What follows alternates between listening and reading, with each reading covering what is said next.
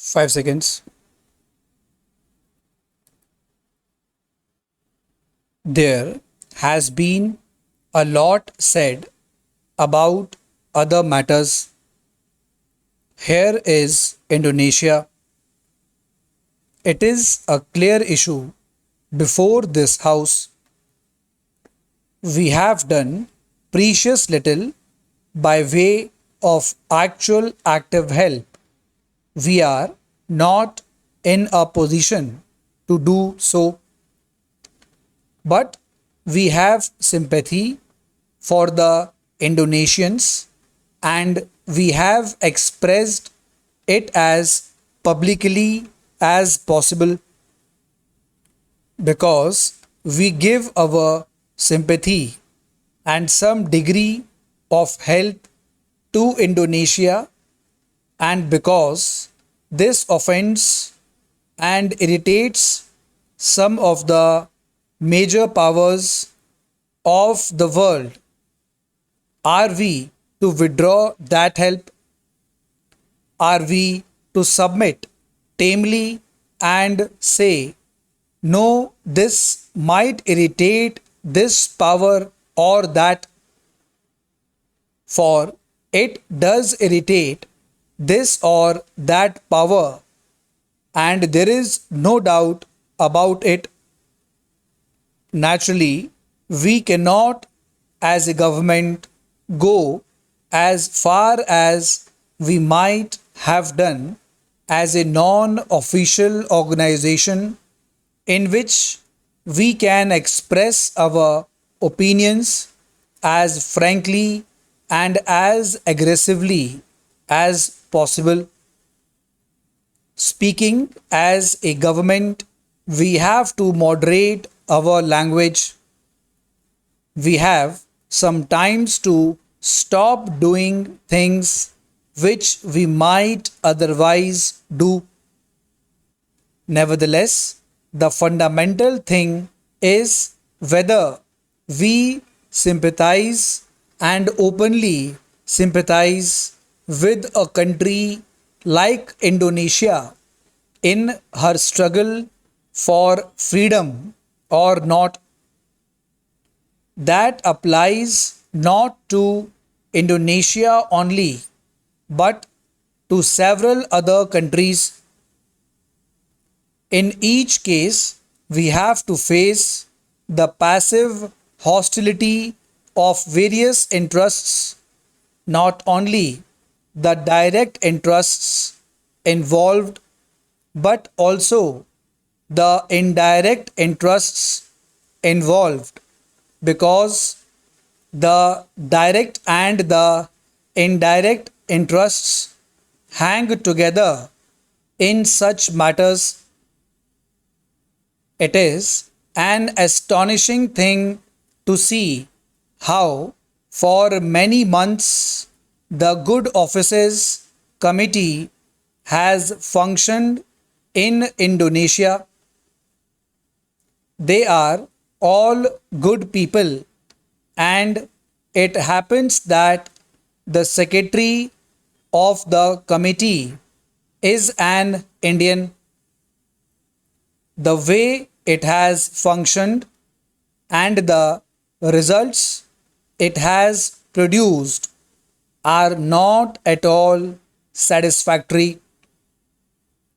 If this House is dissatisfied with what the Security Council has done this year or considered in regard to Kashmir, they would be still more dissatisfied, I think, if they considered the Indonesian Good Offices Committee's work. Unfortunately, their approach to such problems is an approach with which this House cannot agree on account of our past traditions, on account of our ideals. I am not talking in terms of this block or that block.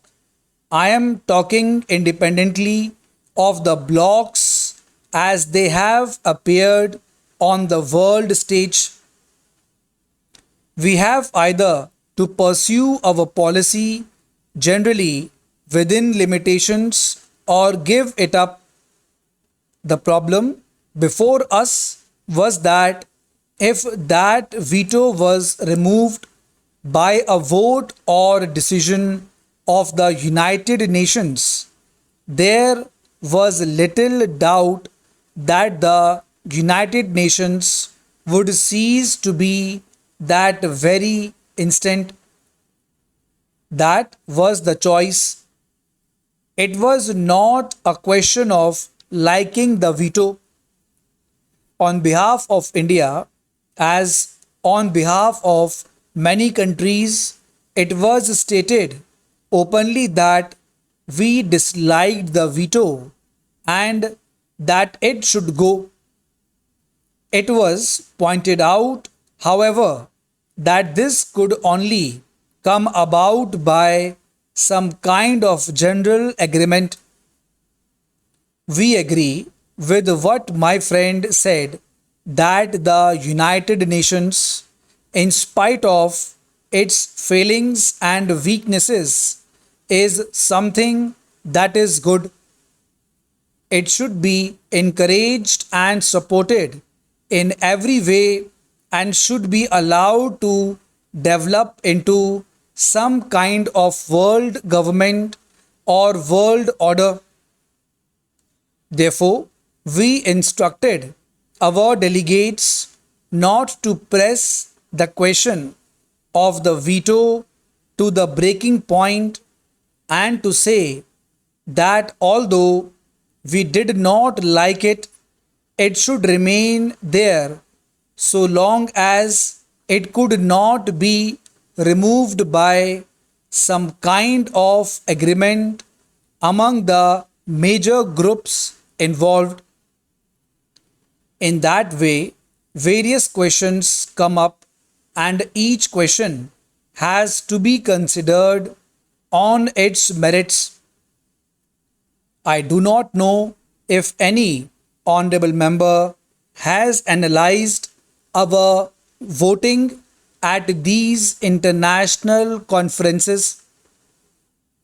It would help them perhaps to appreciate the scene better if they took up any one of the major issues during the last year at the United Nations or its various committees and councils and found out what India had done.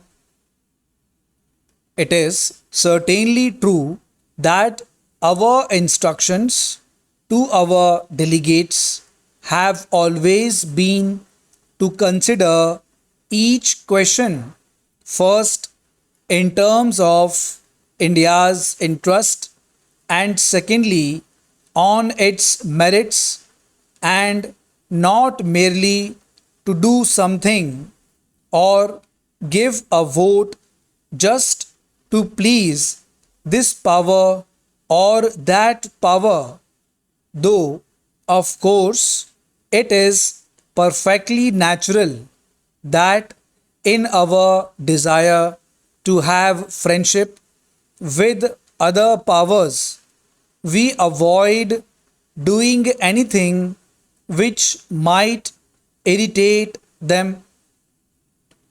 As a matter of fact, we go as far as possible to try and win them over.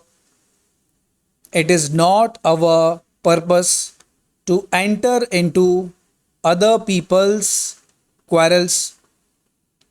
Our general policy has been to avoid entering into anybody's quarrels.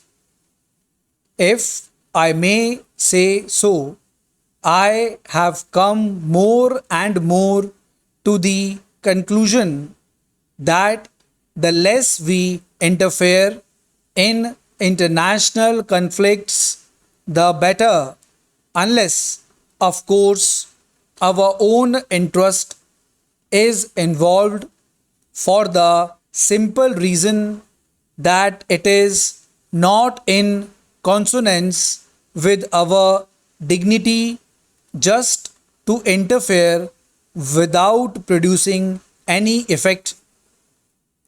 We should either be strong enough to produce some effect or we should not interfere at all in this matter. Students, be ready for the outlines. 5 seconds to go.